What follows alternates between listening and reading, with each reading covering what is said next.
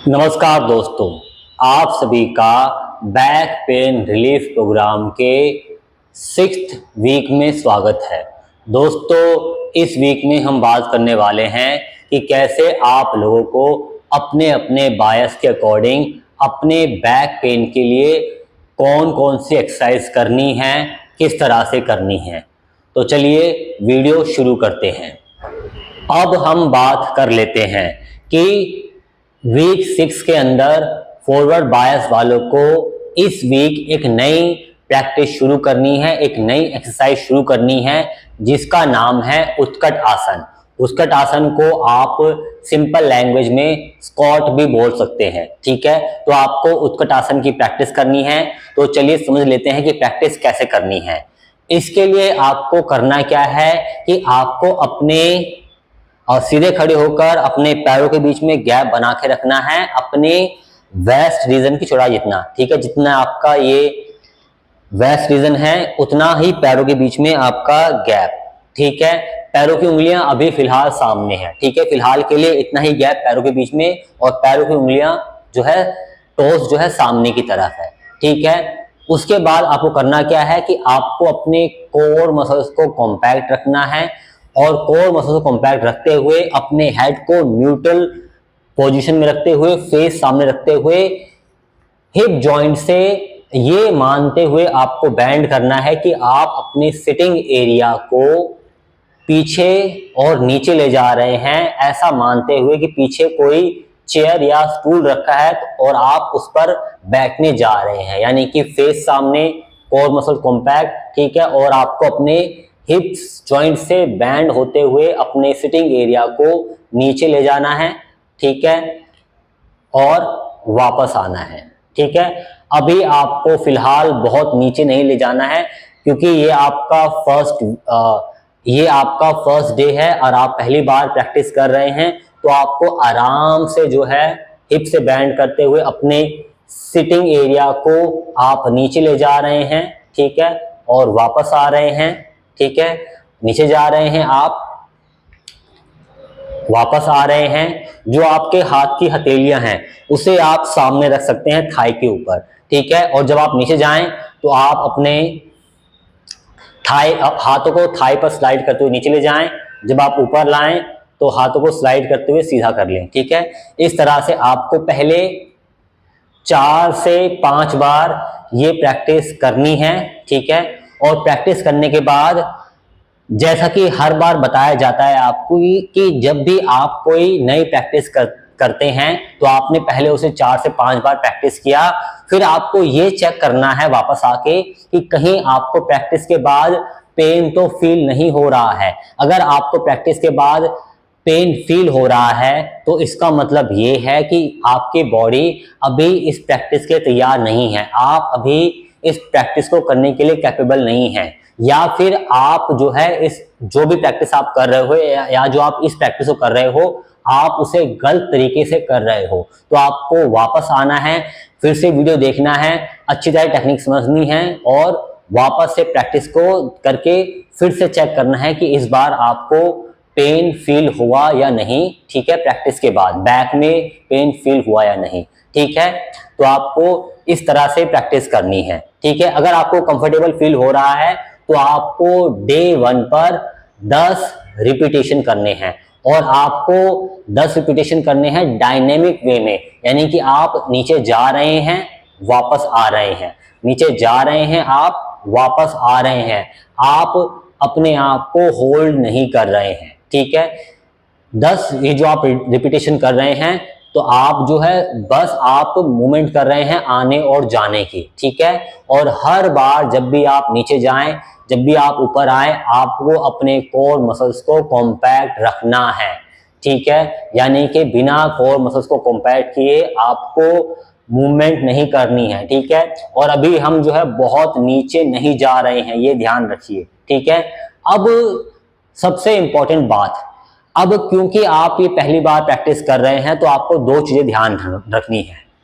पहली कि आप फॉरवर्ड बायस वाले हो, और जब आप उत्कट आसन की प्रैक्टिस करते हो तो उत्कट आसन में क्या होता है कि जब हम उत्कट आसन की प्रैक्टिस करते हैं तो जो हमारा स्पाइन है, जो हमारा लोअर बैक है, वो ऑटोमेटिकली जो है आर्च हो जाता है, यानी कि ऑटोमेटिकली वो जो है बैकवर्ड लेन की पोजीशन में चला जाता है। तो प्रैक्टिस करते हुए आपको ये ध्यान रखना है कि जब आप उत्कट आसन की प्रैक्टिस करें तो हमारा जो लोअर बैक है, हमारा जो लंबा रीजन है, वो ओवर एक्सटेंड ना करे, यानी कि हमारा जो लोअर बैक है वो ज्यादा बड़ा आर्च ना बनाए। अब इसके लिए हमें करना क्या है कि हमें एक प्रॉप यूज करना है, कोई स्टिक या पाइप। जैसे कि हमने हिप बैंडिंग में एक स्टिक या पाइप यूज किया था, इसी तरह से आपको इस प्रैक्टिस में भी कोई स्टिक या पाइप यूज करना है और आपको उसको अपने कमर के पीछे रखना है। ठीक है, इस तरह से आपको इसको अपने कमर के पीछे रखना है। ठीक है, और अपने किसी भी एक हाथ को आपको पीछे ले जाकर पाइप और लोअर बैक के बीच में ले आना है। ठीक है, आप इस तरह से भी रख सकते हैं। ठीक है, अगर आप चाहें तो इसको पकड़ भी सकते हैं, जैसा आपको ठीक लगे। ठीक है, और इस तरह से आप पाइप को या स्टिक को यूज करके आप ये प्रैक्टिस करें, यानी कि आपने कोर को कॉम्पैक्ट किया, फेस आपका सामने है और आप अपने सिटिंग एरिया को पीछे ले जा रहे हैं हिप जॉइंट से बैंड होते हुए। ठीक है, और ये मान रहे हैं कि पीछे कोई चेयर या स्टूल है जिसपे आप बैठने जा रहे हैं। ठीक है, आपको जाना है, वापस आना है, आपको जाना है और वापस आना है।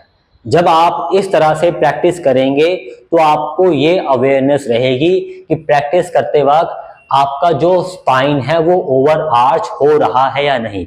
अगर आपका स्पाइन ओवर आर्च हो रहा है, ओवर एक्सटेंड हो रहा है, ठीक है, तो आपको थोड़ा सा ध्यान रखना है या उसको जो है प्रिवेंट करना है। ठीक है, ताकि ऐसा ना हो कि ज्यादा एक्सटेंड होने से आपका जो डिस्क है वो हर्ट हो जाए, क्योंकि आप फॉरवर्ड बायस वाले हो। तो ये चीजें आपको ध्यान रखनी है। ठीक है, इसके अलावा जब हम ये प्रैक्टिस कर रहे हैं तो हमें ये ध्यान देना होता है कि जब हम बैंड कर रहे हैं अपने हिप से, साथ ही साथ हमारा नी भी बैंड हो रहा है, तो हमें ये ध्यान रखना पड़ता है कि हमारा जो नी है वो हमारे टो की लाइन से आगे ना जाए। ठीक है, बट होता क्या है कि क्योंकि आप लोग नए हैं, ठीक है, तो जो नए लोग होते हैं, बिगिनर होते हैं, उन्हें कई बार आइडिया नहीं होता कि उनका जो है नी आगे जा रहा है या नहीं।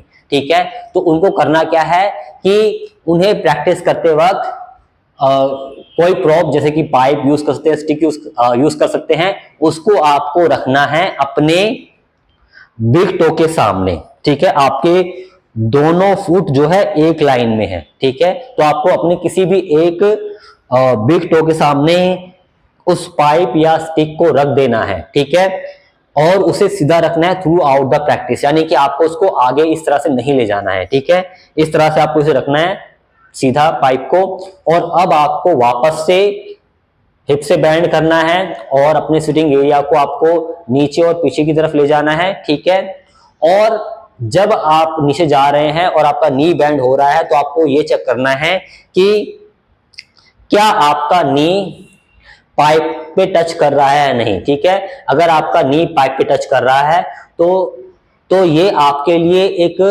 इंडिकेशन है कि अब आपको इससे आगे नहीं जाना है, यानी कि ये जो पाइप है और जब आप नीचे जा रहे हैं और नी पाइप को टच कर रहा है तो ये आपका लिमिटेशन बताएगा कि ये आपकी लिमिट है, इससे आगे आपको नहीं जाना है, यानी कि आप बिना अपने नी को आगे ले जाए उत्कट आसन की प्रैक्टिस इजीली कर पाएंगे। ठीक है, आपको जाना है, वापस आना है। ठीक है, जाना है, वापस आना है। तो इस तरह से आप ये जो है पाइप या स्टिक को यूज करके सामने लाकर बिग टो के सामने रखकर इसे सीधा रखकर उत्कट आसन की प्रैक्टिस कर सकते हैं। ठीक है, और जब आप जो है इसके अभ्यस्त हो जाए, ठीक है, ये चीजें आपकी मसल्स मेमोरी चली जाए, तो आपको करना क्या है कि पाइप को हटाकर बिना पाइप को यूज करे आपको प्रैक्टिस करनी है, यानी कि आपको ये अंदाजा हो गया कि आपका ना तो लोअर बैक ज्यादा आर्च कर रहा है, ठीक है, बड़ा आर्च बना रहा है, नेचुरल आर्च मेंटेन है प्रैक्टिस में, और ना ही आपका नी बहुत आगे जा रहा है। तो आप बिना पाइप की सहायता से जो है ये प्रैक्टिस कर रहे हैं। याद रखिए, आप ऐसा मानते हुए जा रहे हैं कि पीछे कोई चेयर या स्टूल है और आप जो है उस पर बैठने जा रहे हैं, ठीक है, और वापस आ रहे हैं। इस तरह से आपको डे 1 पर 10 रिपीटेशन करनी है, एक सेट करना है। अगले दिन आपको करना क्या है कि आपको सेट की जो संख्या है नंबर से बढ़ाने हैं, यानी कि आपको अब अगले दिन सेकंड डे पर वीक 6 के सेकंड डे पर आपको 3 सेट करने हैं, जिसमें पहले सेट में 10 रिपीटेशन करने हैं आपको बिना रुके, डायनेमिक वे में, होल्ड नहीं करना है। उसके बाद 10 से 20 सेकंड का रेस्ट करना है। फिर आपको सेकंड सेट करना है जिसमें आपको 8 रिपीटेशन करने हैं। फिर से आपको 10 से 20 सेकंड का रेस्ट करना है। फिर लास्ट में आपको 6 रिपीटेशन करने हैं जिसमें जिसमें आपको बिना रुके, ठीक है, जाना है, वापस आना है। 6 सेट करने के बाद, 6 रिपीटेशन करने के बाद आपका ये 3 सेट पूरे हुए। उसके बाद आपको 10 से 20 सेकंड का रेस्ट लेकर अपनी अगली प्रैक्टिस करनी है। अब जो हमने ये 3 सेट बताए हैं, ठीक है, जिसमें आपका 10, 8, 6 का रिपीटेशन है, इसको आपको टाइम के साथ बढ़ाते जाना है। यानी कि आपको अल्टीमेटली पहुंचना है 3 सेट, जिसमें आपका पहले सेट में 10 रिपीटेशन, दूसरे सेट में 10 रिपीटेशन और तीसरे सेट में 10 रिपीटेशन, यानी कि इस तरह से आपको प्रैक्टिस करनी है। इसके अलावा जब आप ये प्रैक्टिस करें तो हो सकता है कि जितनी प्रैक्टिस आपको बताई गई है, यानी कि आपको डे 1 पर 10 रिपीटेशन बताए गए हैं, हो सकता है कि आपसे वो 10 रिपीटेशन ना हो, क्योंकि शायद आपके अंदर इतनी स्ट्रेंथ नहीं है। तो आप जो है 10 के बदले कम रिपीटेशन भी कर सकते हैं, यानी कि आप जो है 5 रिपीटेशन कर सकते हैं, ठीक है, 5 रिपीटेशन, 4 रिपीटेशन, 6 रिपीटेशन। और अगले दिन आप जो है 3 सेट ना करके 2 सेट कर सकते हैं, ठीक है, जिसमें आप 5, 5 या 6, 4, जो भी आप अपनी क्षमता अनुसार कर पाए उसको आप फॉलो कर सकते हैं। बट हमारा पर्पस होना चाहिए, हमारा गोल होना चाहिए कि धीरे धीरे हम रोज रेगुलर प्रैक्टिस करें और धीरे धीरे हम प्रोग्रेस करें और इस नंबर ऑफ रिपीटेशन और नंबर ऑफ प्रैक्टिस को बढ़ाकर अल्टीमेटली 10, 10, 10 इस पर ले आए, ठीक है। 3 सेट जिसमें 10, 10, 10 के रिपीटेशन, ठीक है। तो ये चीजें प्रैक्टिस करते हुए आपको ध्यान रखनी है। एक बार फिर से मैं आपको याद दिला दूं कि आपको प्रैक्टिस करते वक्त अपनी स्पाइन को ओवर एक्सटेंड नहीं करना है, यानी कि बहुत बड़ा आर्च नहीं बनाना है, क्योंकि आप फॉरवर्ड बायस हैं। और दूसरी चीज कि आपको अपने नी को अपने टो की लाइन से आगे नहीं ले जाना है, क्योंकि होता क्या है कि अगर आप प्रैक्टिस के दौरान अपने नी को अपने टो की लाइन से आगे ले जा रहे हैं तो जिन लोगों को नी में पेन रहता है तो उनका नी का पेन बढ़ सकता है, या जिनको नी में पेन नहीं भी है तो अगर वो इस तरह से प्रैक्टिस करते हैं तो उनको अपने नी में जो है डिस्कम्फर्ट फील हो सकता है, या उनको प्रैक्टिस के बाद थोड़ा सा प्रेशर या पेन फील हो सकता है अपने नी जॉइंट में, नी एरिया में। और उसके अलावा जब आप अपने नी को आगे ले जाते हैं तो जिस एरिया के लिए, यानी कि हम अभी प्रैक्टिस कर रहे हैं अपने ग्लूट मसल्स के लिए, क्वाड्रिसेप्स के लिए, हैमस्ट्रिंग के लिए, क्योंकि उत्कट आसन में इन मसल्स को काम करना पड़ता है, इन मसल्स का यूज होता है, इन मसल्स की स्ट्रेंथनिंग होती है। तो जिन मसल्स के लिए हम उत्कट आसन कर रहे हैं वो मसल्स उतना यूज नहीं होती, वो मसल्स की स्ट्रेंथनिंग नहीं होती, वो मसल्स उस तरह से जो है यूज में नहीं आती है। तो आपको ये चीज ध्यान रखनी है कि प्रैक्टिस में आपको अपने नी को अपने टो से आगे नहीं ले जाना है, ताकि जो प्रभाव जिस मसल्स पर हम चाहते हैं वो उस मसल्स पर हमें अनुभव हो और उसका हम लाभ उठा पाए। आई होप आपको ये वीडियो पसंद आया होगा। मिलते हैं अगले वीडियो में। आप सभी का धन्यवाद।